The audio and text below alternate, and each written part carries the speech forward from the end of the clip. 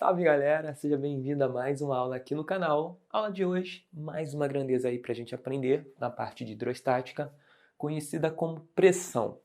Essa grandeza, ela vai derivar de duas outras grandezas, força e área, ok? Esse F é de força, que é medida em Newton, e nós temos aqui a área, que pode ser medida de várias maneiras. Uma delas é o metro quadrado. Então, a unidade da pressão, que a gente vai identificar pela letra P, vai ser dada principalmente dada por essa relação aqui, ó, Newton barra por metro quadrado.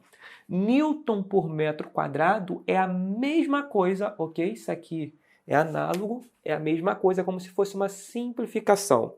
Como assim simplificação? Quando nós calculamos a força, por exemplo, força é igual a massa vezes aceleração. Força resultante, vamos colocar dessa maneira, certo? Então, eu tenho que a unidade da força resultante seria quilograma, que vem da massa, que multiplica. A aceleração é o quê? Metro por segundo ao quadrado. Quilograma, metro por segundo ao quadrado, para a gente não precisar escrever tudo isso, quilograma, metro por segundo ao quadrado, a gente pega isso aqui e simplifica. Vamos chamar isso aqui de N, que é Newton, ok? Por isso que a força é medida em Newton. Mas se a gente fosse investigar do que o Newton é gerado, ele é quilograma, metro por segundo ao quadrado. A mesma coisa com essa unidade aqui conhecida como Pascal. Pascal é Newton, que vem de força, metro por metro quadrado, ok? Então, Newton por metro quadrado é a mesma coisa que Pascal. E aqui nós temos uma terceira unidade, que é chamada de ATM, atmosfera. Essas unidades aqui, elas são basicamente uma conversão, tá bom? E essa daqui, ela tem uma origem um pouco diferente, porque ela usa um outro parâmetro para estar medindo a pressão. Pressão, de modo geral, tem várias unidades. Tem termos de mercúrio, coluna de mercúrio. A unidade de pressão, ela surge com a hidrostática, um pouco da termodinâmica. Ela aparece em várias facetas da física. E como houveram muitos estudos em diferentes localidades, simultaneamente, sem que houvesse uma comunicação entre os cientistas, na época que não tinha internet, não tinha tecnologia de hoje, então muitos cientistas se depararam com esse tipo de problema aqui, com esse tipo de unidade aqui, ok? Com essa grandeza física, melhor dizendo, se depararam com essa grandeza física chamada pressão e não sabiam muito bem como determinar uma unidade. Então cada um criou uma. Por isso que a pressão em si tem umas seis ou sete unidades diferentes. Mas a mais comum é a Newton por metro quadrado, ok? A Pascal e a ATM. Essas aqui são as três mais comuns, mas não são as únicas. Para quem no futuro vai fazer uma faculdade de química, bioquímica ou coisa do tipo, vai ver que vai ter muitas outras e essa unidade aqui, essa grandeza pressão é muito importante dentro da química. E como tem toda essa questão histórica e tal, vocês acabam vendo várias outras unidades para diferentes tipos de situação. Mas seguindo aqui, o que é exatamente a pressão? Você pode usar qualquer uma dessas unidades para dar a sua resposta, se tiver livre. Claro que se o professor pedir em Pascal, você tem que colocar na unidade Pascal. Se for em ATM, unidade ATM. Se for em Newton por metro quadrado, unidade de Newton por metro quadrado. Agora, o que é a pressão? Vamos analisar isso.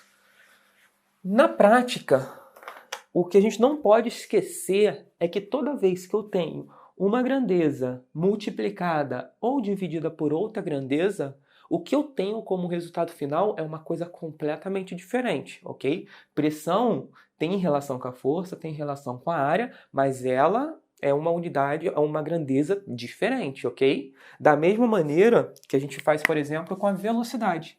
Velocidade é metro por segundo. Esse metro tem a ver com deslocamento. Uma coisa é deslocamento, outra coisa é tempo, e uma terceira coisa é a velocidade, que é a relação de metro com deslocamento. Na aula passada, nós aprendemos a densidade, certo? Que é massa sobre volume. E como nós vimos, a densidade ela aparece como uma grandeza nova, porque ela soluciona justamente o problema de o corpus afundar ou não na água, porque não depende da massa e não depende do volume, depende da relação entre esses dois que faz a densidade, que forma a densidade que vai determinar se os corpos vão afundar ou não. Uma coisa que tem muita massa vai afundar? Não. Um navio pesa toneladas e toneladas de metal e tudo mais.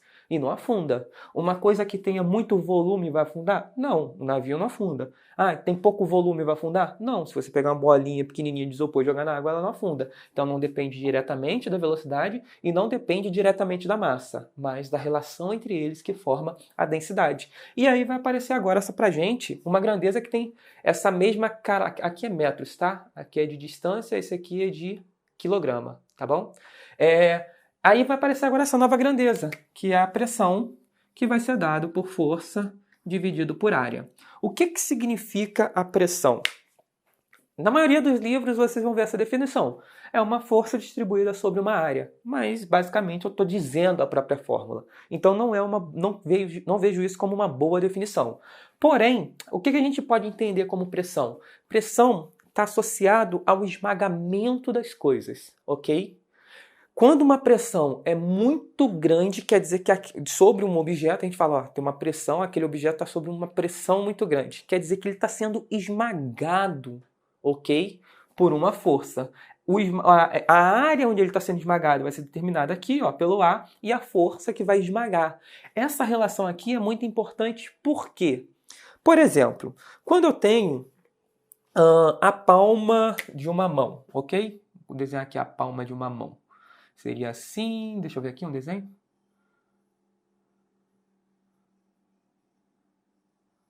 Tá aqui a minha mão esquisitaça, ok? Tá aqui a palma da minha mão.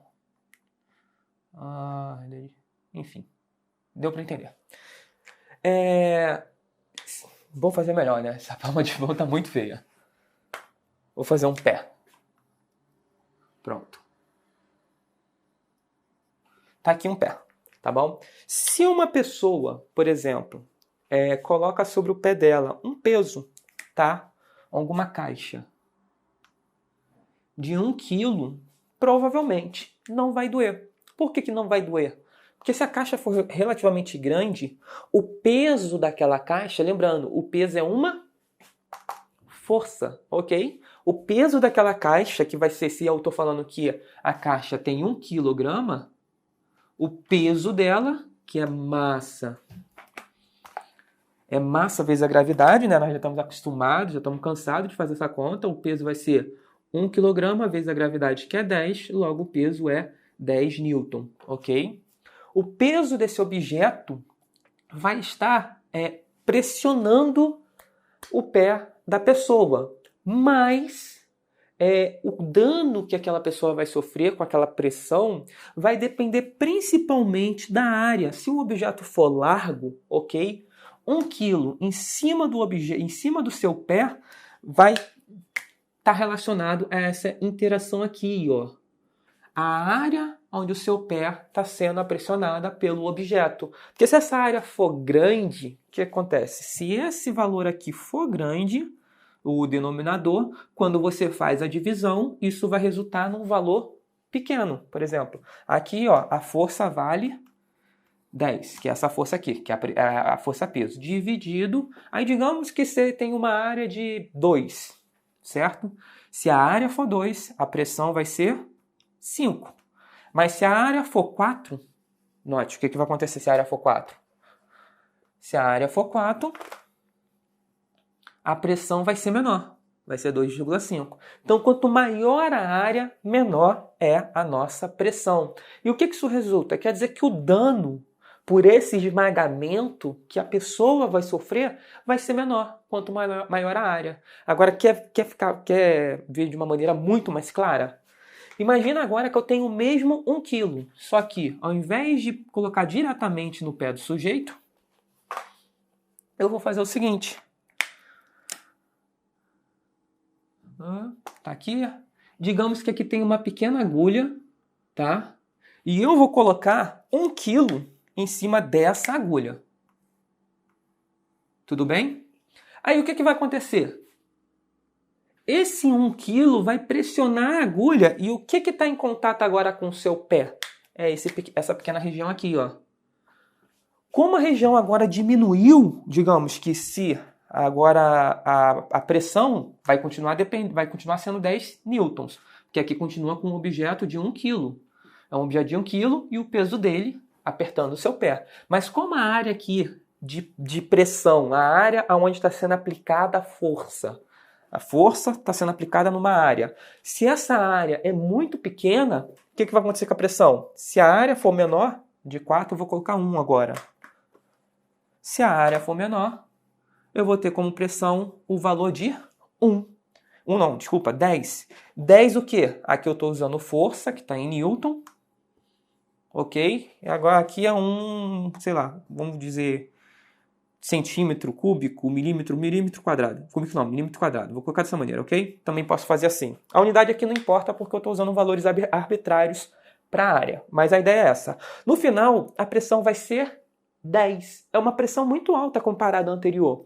E o que vai acontecer? O que você espera se você tiver 1 kg, uma agulha na sua mão e colocar 1 kg em cima dessa agulha? A agulha vai, com certeza, penetrar no seu pé. Vai fazer um furo.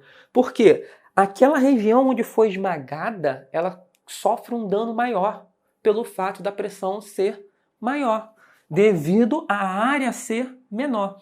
Isso é a pressão. Tem a ver com o esmagamento das coisas. Quando você tenta esmagar um objeto, se você diminuir a área de atuação, eu estou fazendo uma força, mas se eu diminuo a área de atuação, essa mesma força, que pode não ser tão grande, aplicada numa área muito pequena, ela tem uma ação mais eficiente para esmagar aquela região.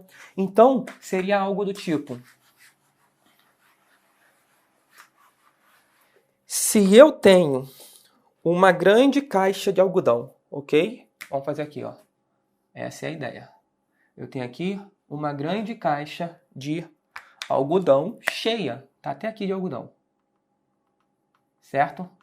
Quando eu coloco um objeto de, sei lá, uma anilha de academia, aquelas coisas redondas, que parece uma bolacha gigante de ferro. Quando eu pego uma anilha de 10 quilos e coloco ela aqui em cima, aqui assim, ó, o que vai acontecer? Essa anilha vai afundar o algodão. Então o que eu espero? Eu espero ver isso aqui, ó. E a anilha aqui em cima, ok? Mas se ao invés de eu colocar uma anilha de 10 quilos, eu coloco uma pequena esfera, tá? Só que também de 10 quilos, feita de chumbo. Como eu disse, eu posso ter objetos pequenos, eu falei isso na aula passada. Eu posso ter objetos pequenos com massa grande. Qual é a característica desse objeto pequeno com massa grande?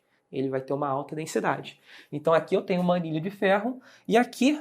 Aí depois dessa situação, onde a anilha vai afundar o algodão, eu posso ter aqui um outro recipiente, tá? Com a mesma quantidade de algodão. E em cima desse algodão eu colocar uma bolinha de chumbo de 10 quilos, ok? Essa bolinha de chumbo de 10 quilos, por ela estar numa área muito menor, ela vai ter uma eficiência maior para fazer as coisas afundarem. Então vai ser algo assim, ó.